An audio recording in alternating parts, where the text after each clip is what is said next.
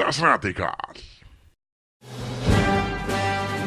The Analysis Department of the National Police Commissioner's Office, that is in Icelandic Greiningardeild Ríkislögreglustjóra, is, as the name would imply, a department within the office of the National Police Commissioner's Office that is tasked with analyzing all possible threats to Icelandic national security. As you may have gathered from the name alone, the National Police Commissioner's Office is the superseding agency within the Icelandic National Police that overviews and organizes all police activity within the Icelandic borders, which are of course not borders because it's an island nation. And yes, I know, the Imperial March is very cliched, but I just could not resist the temptation. Now, in 2015, the Analysis Department released its first National Threat Report, and in that report it noted that the perceived biggest threat to Icelandic security at the time was foreign terrorism, most likely in the form of Islamic terrorism. This was of course during the height of ISIS-led attacks in Europe.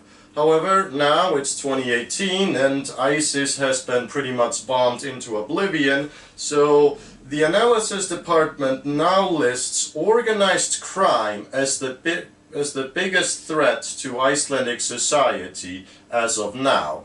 I'm going to talk about that for a while. So if you live in Iceland, you will probably be aware that law enforcement and crime has been in the news a lot as of late. And it is not surprising. Between 2016 and 2017, the Armed Response Unit of the Icelandic Police, the so-called Viking Squad, which is Iceland's equivalent to a SWAT team or armed police, they had a 175% increase in deployments between 2016 and 2017. However, it is important to note that crime rates have not really gone up in the past 15 years or so in Iceland. They've remained relatively stagnant. This can be explained by the fact that in the same period there has been a 109% increase of people being armed, that is, suspects in raids or criminals being armed or suspecting, or at least being suspected of being armed while police were engaging with them, which is a very scary increase, I want to say. Now, this is of course the 109% increase does not mean that 109% of Icelandic criminals were more armed than before, but more of them were suspected of being armed, thanks to the ever-increasing presence of organized crime in this country. Now, if you live in Iceland and you hear these news and you think to yourself, oh my god, I need to, invest in security mechanisms and arm myself because some Russian thug might break in and kill my entire family, then I must say, relax. Relax. Just because it is the biggest threat to our national security doesn't mean that our individual lives are in that much danger. Now, if you happen to come across a Russian thug or some international thug when he is conducting his business and silencing you may be beneficial to him, then you should worry. Or if you happen to be dealing with such people and the business dealings go bad, then also you should worry. But the day-to-day citizens doing their day-to-day routines and lives generally don't have that much to fear. But the ever-increased presence of organized crime can start to chip away at the security foundations of our society, which is why the Analysis Department recognizes organized crime as the biggest threat posed to us. I read through the latest report, which is the 2017 report on the status of organized crime in Iceland, and according to that report, the analysis department estimates that there are anywhere between, I believe, 50 and 90 individuals that are directly linked to organized crime, as well as perhaps as many, around 50 individuals that are loosely associated with it. Now, how accurate these estimates that they make are is anyone's guess. But what has happened in the past several years is that foreign organized crime has integrated itself with the existing gangs already present in Iceland, whether they were gangs made out of Icelanders or immigrants, or a mixture of both. The Reykjavik criminal underworld is, well, as you can imagine, kind of small, so while gangs will often be formed around whatever nationality they are associated with, it isn't uncommon for small-time criminals of all creeds to somewhat work together or have a loose connection with one another. Possibly because whenever they are caught, they pretty much all serve in the same prison, therefore they have a strong connection through association due to serving time together, but that is a different story.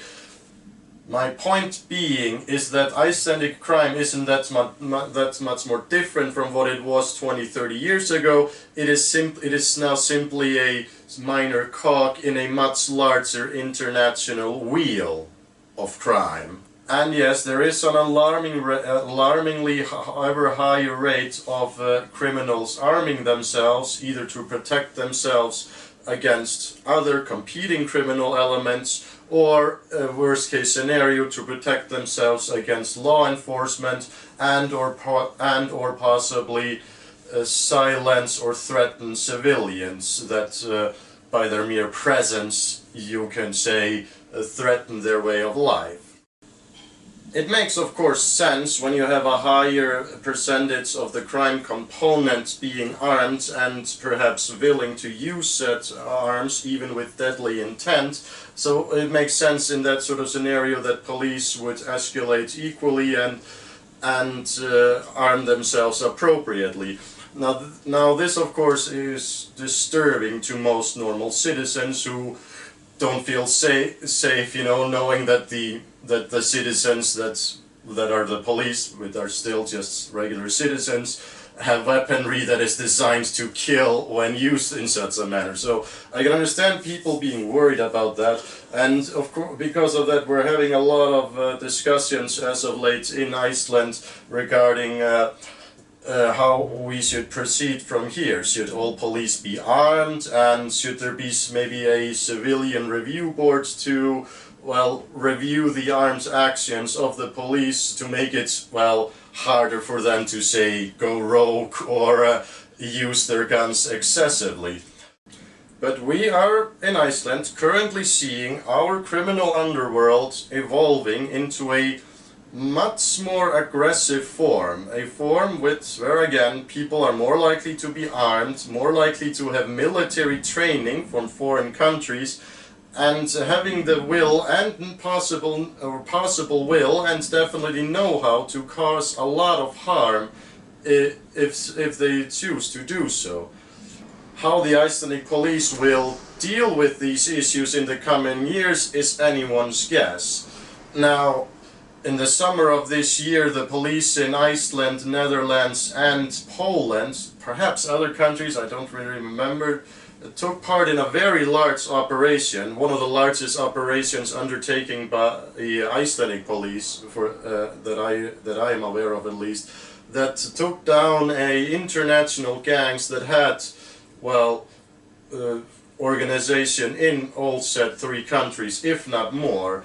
And this was a big news event at the time, and it showcases the level of internationality that Icelandic crime has evolved into.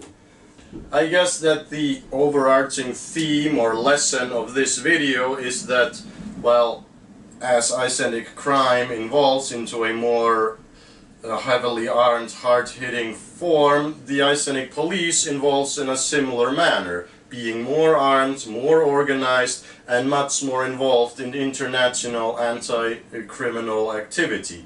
Anti-criminal activity. That sounds incredible. That sounds incredibly weird to say it like that. You know what I mean. Yeah, anyway, if you have any thoughts on the matter, leave them in comments or whatever. Please share this video and have a nice day. Excuse me, Robo, any special message for all the kids watching at home? Stay out of trouble. Das Radikal.